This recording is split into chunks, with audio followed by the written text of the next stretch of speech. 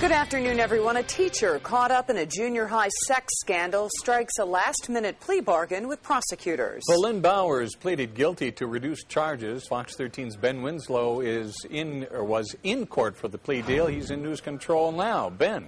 Well, Valynne Bowers could get less prison time when she's sentenced under the deal she struck with prosecutors today. Prosecutors say they do want her to get the maximum. Her lawyer tells me she wants probation.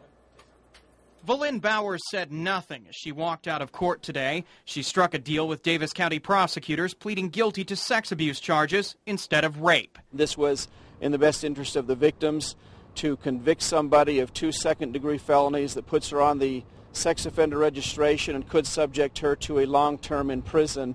And as I understand it, the victims were okay with that situation. Bowers is one of 2 teachers at Bountiful Junior High now convicted of having a sexual relationship with the same student. We're going to ask the judge to consider probation.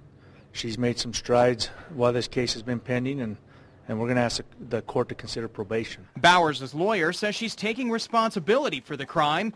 He says former students and teachers have written letters to the judge in support of her. Defense attorneys were limited by the judge about how much of the alleged victim's past they could bring up. So we wanted to show a pattern of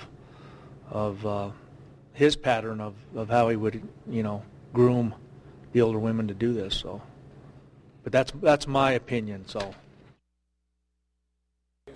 Now, the other teacher involved in this case, Linda Neff, pleaded guilty to attempted aggravated sex abuse of a child, which is a first-degree felony. She is serving a 3 to life sentence right now. Bowers faces up to 30 years in prison when she is sentenced next month. Live in News Control, Ben Winslow, Fox 13 News, Utah.